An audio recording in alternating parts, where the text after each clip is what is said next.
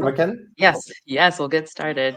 So, welcome everyone. My name is Naima Abdi, and I'll be moderating today's session on functional requirements and discovery phase at e-commerce with Alexander Skirko, tech advisor at Atwix.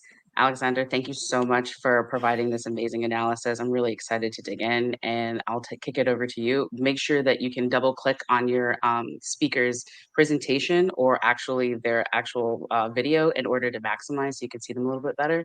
And feel free to also provide questions in the Q&A and in the chat if you have them. Thank you so much. Hello everyone. Thank you to join the Magenta Association Connect today. From my point of view, it's a great opportunity to share experience and knowledge that you have, and all in all, make this world a better place to live through, again, sharing knowledge and experience. And before I will start, I need to do several things as a good speaker. First, I need to start a timer for 20 minutes because I want to have some time for our question. Then I check that I have a nice cup of water with a goose, and I have a lot of positive energy and great mood that I want to share with you during the next 20-30 minutes while we will discuss the functional requirements and discovery phase. You know that we just stop all over the world, and in order to save my internet connection, I will turn off the camera, but my smile should be with you during this session. Okay, I'm on the camera, then I go to the presentation and start the slideshow. Yeah, today we're going to talk about the functional requirements and discovery phase. As already mentioned, my name is Alex, and I'm a tech advisor, but I would like to add some more details in order to understand the background. So I have about 10 plus years of experience in the e-commerce sphere, and the majority of those years I've spent with the Magenta. I started with the Magenta 1.70, and today I work with the latest version of the Magenta open source and Adobe Commons, and that's great. Tech advisor, what does it mean? The area of responsibility of a tech advisor is really vital. I'm responsible for the functional requirements preparation, technical assistant and development team consulting, estimate preparation, and all other stuff that helps to set up a project smoothly and get the right and successful result. And I'm the guy you want to have in a chat, so everyone can just type to me and, hey, Alex, I need your assistant. Alex, I need your help. And yeah, the tech advisor comes and help people. And just if you want to contact me and communicate, just find me in the Twitch or on GitHub by Coderimus. It's my nickname for those two assistants. I decided that this slide will be the introduction slide for all my presentation in this year and maybe next. And here I explain how to read this material and how to listen it, what should be taken into account. I have a triage of standards, so common sense, company standard, and technology standard. It's very important to have a structure, to have a plan, again, to have a requirements for understanding things. So first of all, the common sense, it's very important because nothing should be done without the common sense. Then company standard, because you work in a company, you work with just community people, and they have their standards. And then you have a technology standard that is very important, but without the previous thing, it's not so beneficial for technology and business. So yeah, please take into account this triage. Functional requirements definition. Basically, it sounds strange, but basically it's a really complicated thing, and it consists of different parts. Functional requirements is the solid thing that describes the specific business context, and it contains a list of things that the development, that the engineering team should implement to make a final user complete their actions correctly according to the business workflow. So it's like in development, like let's say it's interface. So you describe interface which should system do, but you do not, but you hide the implementation. Functional requirements answer the question what the system RFC 2019 does. Sounds strange? Don't worry, I will explain it in the next slide. The last thing that can be considered the functional requirement definition is just like functional requirement should be clear, consistent, and consistent for both sides, business and technical teams, because you need to have a solid understanding of what's going on and what you expect. In other words, you should have the same expectation on the technology and business level. And I mentioned this RFC 2019. You can copy the link or then find it on this presentation after the Magenta Connect and review what this standard does. But shortly speaking, if you are in the e-commerce world or software development, you definitely saw those words in a variety of documents: must not, should not. Let's consider it like a protocol of communication between the business and the technology in the functional requirements. Through those words and this standard, you are able to understand the things in a common way. So you will not have, you will be always on the same page. Long story short. Why is functional requirement essential to talk about in the sphere of e-commerce and Magenta? I think everyone should know this funny meme about how the customer explained it and what the customer really needed. Functional requirements help to keep this image as a funny meme and not as a sadness reality. Because with functional requirements, you have a clear vision of what the customer explained and what the customer really needed, and you can explain it to the company and to the development team, to the managers, and to all people involved into the process of project delivery. If you will try to express the functional requirements in several words, or maybe try to visualize it, I think this image is the best one, because it shows that the functional requirements or any kind of requirements, if they're bad, they make you inconsistent, not ignorant, incomplete, not implemented, not, it's my favorite word, incomprehensible. And this makes a mess in the project delivery, project growth, and the result business growth and technology growth. But with the clear and good requirements, you became just like a solid granulated, solid granulated, and you have a clear vision of how things move forward. And this is very important because you can plan, you can understand where you are, where you were, and where you will be with a great functional clear requirements. Functional requirements goals can be divided, from my point of view, into 3 groups, and we will review them step by step. The first group consists of match expectations and reality, both development and technology, and save time and investment through planning and managing resources. In the first goal, I mentioned that we need to have we need planning, but how to start functional requirements and planning? Before any functional requirements completed, the discovery phase should happen.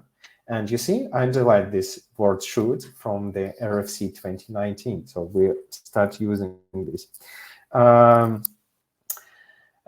the scope of the discovery phase, the business describes to the integrator, to the agency, to the development, to the technology, what the final result should be. And the discovery phase, the business, through the meetings, emails, or any other possible way of communication that's applicable for this business and area, establish a common language. The goal of discovery phase is just to have a clear understanding of what the business requires from the final product and how to achieve this. Discovery phase is like essential part of the project setup and delivery, because without formalization, you're not able to get what the clients want. And again, we return to this man. So discovery phase is very important, because you discover the project and then you formalize it in the functional requirements. I want you to show how just do this basically on an ATRIX experience. In ATRIX, we have a head of client success department, Kate Rusakova. She's accountable, responsible for the whole process of discovery and functional requirements preparation.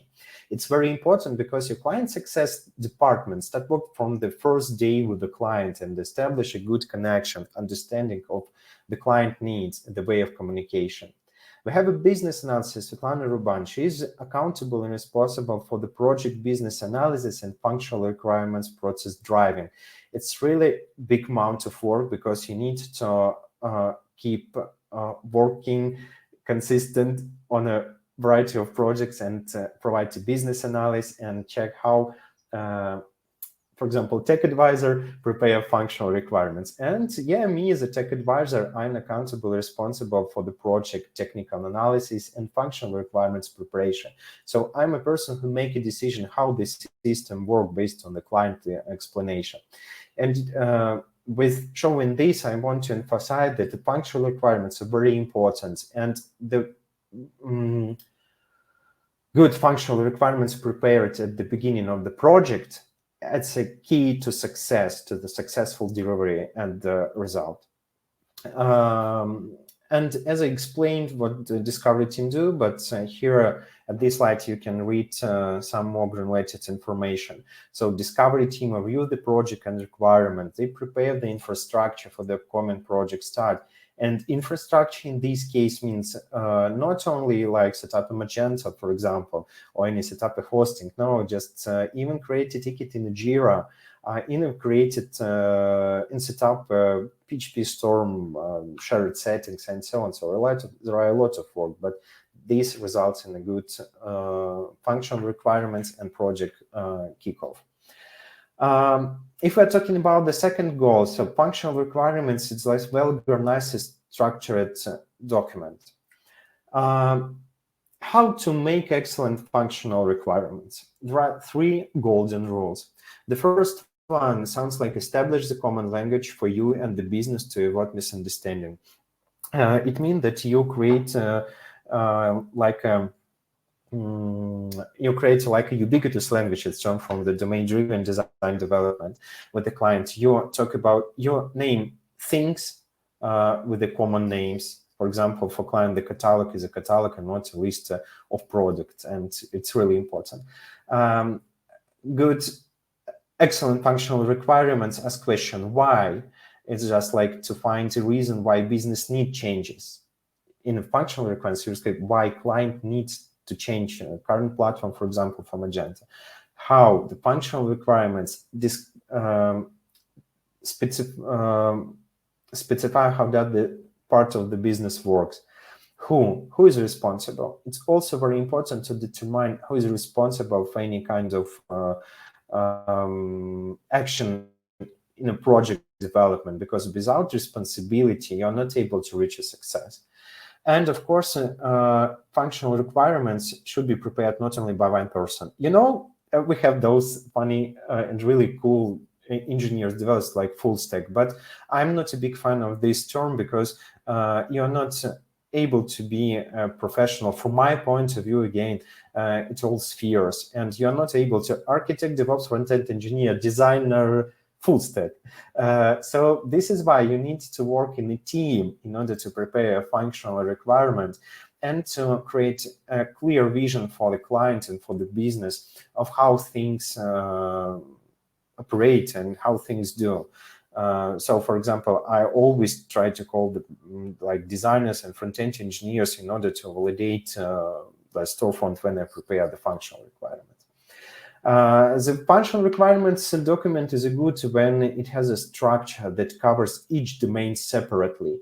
I mean, checkout, customer, shipping, payment methods, and so on. Each described domain or major feature in the functional requirements should have just like a mindful description. How does the system work?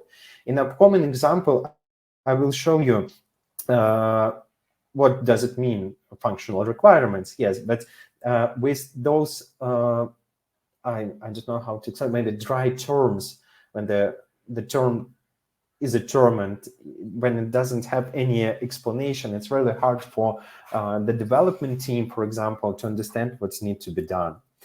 And of course, the excellent functional requirement document should, from my point of view, have a diagrams, persona description, some flow charts, and all other possible materials that help client to understand what will be the final result is.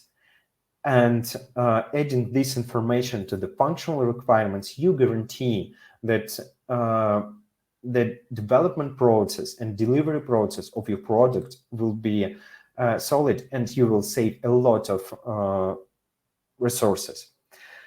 And we're going to the most tricky thing. So goal number 3, flexibility in development through the versioning of requirements and reduce the stress level of for people. Yeah, I want to start with this image. So everyone in the e-commerce and software development world should, not should, but may face this situation when a small change request just crashed their go live. But how to prevent these in case of functional requirements? Don't panic. You can make a change request to your friend. If in functional specification, you just add a versioning. For example, with the business, you agreed that on a 1st of July, for example, you have a first version of the functional requirements, and you agreed on it in your conversation, and just like you put your signatures on it. So, and the team works on it. So this is a complete statement. Then, for example, if you receive a new change request, you add it to another version on the functional requirements, and with this you achieve the structure, versioning, and control. How does this thing can help you? Through the version, you can you are flexible, just because you can plan changes. You can see how changes affect the go live. You can just rethink it with the business, with the engineers, while the previous version is under construction. So yeah, it's very important as a cool version that should be added to every functional requirement. So every change request we consider the new version of the functional requirement. And what do we know now? So the functional requirements are essential. They're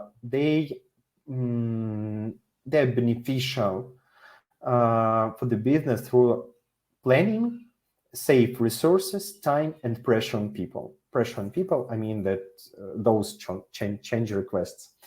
Diagrams, flowcharts, persona description, any other kind of visualization of a process should be added to the functional requirement document in order to help people then understand what they need to do. And now let's just check what does it mean, functional requirements, on a just quick example. Let's say that we have a complete configurable product PDP functional requirements, and with this green text in the upper right corner of the slide, you see the version. So version looks like for this, for example. So what we did first, add the version to the functional requirements, as I said, add abbreviation to the glossary. we need to have abbreviation if in our functional requirements. So PDP is like product details page. Again, this helps people to understand things in a common way. Add the approved design markups if exist to the document. I mean, just the screenshot from the Lumacine. Then we should add a general overview, as I mentioned before, the short explanation of a part in a functional requirements is just like must-have option. And we write next text, as you can see on this slide. I will not read it, so I guess we have not so much time. So, but you can read the manner how to write the functional requirement. So you describe clear and you specify everything in a solid and comprehensive way. So what should the system do? What should the PDP do? What should not it do? Then, for example, thank you, my timer. I need about 1-2 minutes. Configurable product functional requirements, as you can see, consist of general review, and then let's describe the breadcrumbs, one part of this page, this functionality. And then in breadcrumbs description, you see that breadcrumbs should represent the path to the product from the home page and category the product belongs to. If a product belongs to the several categories and PDP, it's open for the search, direct, and so on and so on, blah, blah, blah. This text will help business and development to understand what this system should do. And now, questions and answers. Thank you so much. Hope everything was okay with the connection. Yes, everything was amazing. Yes, everything was amazing. So it looks like we have two questions. We've got one in the chat and one in the Q&A, and I definitely want to invite anyone else to please feel free to leave some questions for Alexander because he has some amazing insights. But the first question that we have is, are there any tools that you can recommend to make text/visual function requirements? Yeah, flowchart, sitemap, oh, not flowchart, sorry, tools. It's a situation when you remember the word, but you are not able to pronounce it. Maybe then I write it in the YouTube comments. But yeah, there are some tools that we use on our daily basics. I don't remember, sorry. But yeah, I will answer this question and put it in the comments because there are a lot of tools. Cool. Okay, and then we have another question in the Q&A. Are there any books or blogs you would recommend on the discovery and functional requirement gathering processes? I got it, but I want to return to the first question. Yeah, mind map. Mind map is also mirror flow map. Thank you, Reslav. Yeah, this is what I want mirror flow map, and yeah, they're great. About the second question, please repeat it. So are there any books or blogs that you would recommend on the discovery and functional requirement gathering processes? Wow. Yeah, it's maybe I need to collect this and also add to the comment into the YouTube, or maybe create even a blog post about it, because there are a lot of articles, there are a lot of books, and functional requirements. It's not like some object in the science. It's a fluent object. It's evaluated with the technology and business. I think that 5 years ago, the requirements for the functional requirements were completely different from the now. But I will try to collect the basics and publish it somewhere. So yeah, it will be announced.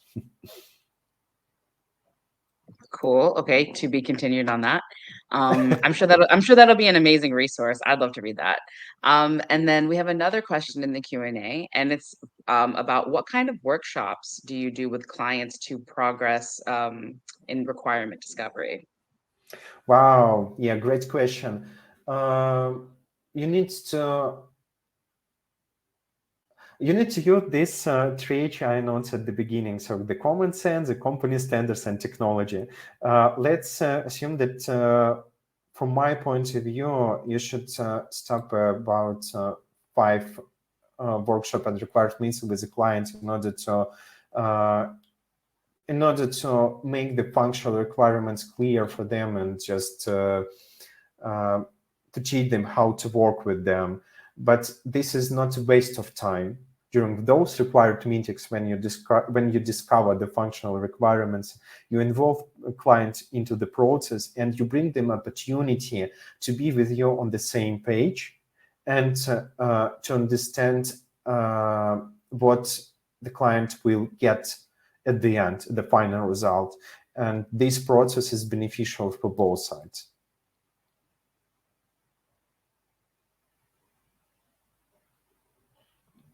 And it looks like we have some more coming in. Cool.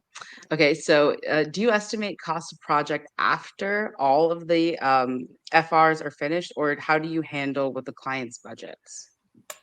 Nice question again. About this process, just you can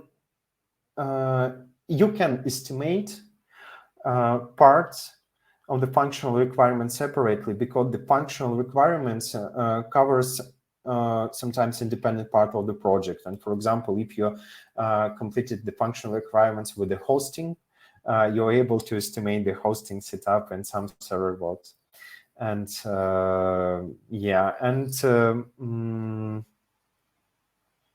about the percent time of a project you would dedicate, it really depends. It really depends on the business. It really depends on the project. But I would say that you should discuss the estimate for discovery process with the business separately, because you need to present the functional requirement, the way you work on the functional requirements, what the business will get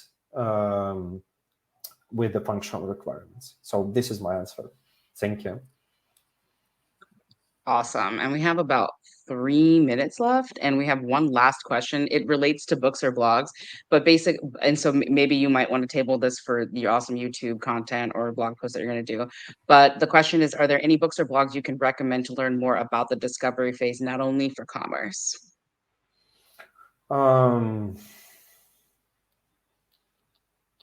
I need to collect them, really, because there are a lot of them, a lot of articles, and we collected it all over the world, and then just had to brainstorm in order to combine those knowledge and implement our own framework. Because, the functional requirements, again, is not it's a really flexible and flawed thing, because you need to use the common sense in order to adopt the functional requirements rules to the technology standards and to the company standards. So yeah, but thank you for those questions. We'll plan to post an article or just collect information about this somewhere. Thank you so much. Thank you, everyone. And we really appreciate all of your amazing insights, Alexander. Please feel free to look into the other sessions. If you look on your left-hand side, I believe, of your screen, you'll see a tab that says sessions, and that has all of the accurate live sessions that are happening right now on the Connect session. So thank you so much for everybody. Thank you, everybody, for your questions. I'm really excited. I've saved this presentation and we'll be looking back on this. So I hope that everybody got as much value from Yeah. this content. Thank you so you. much, and have a good day. Goodbye. Bye. Take care.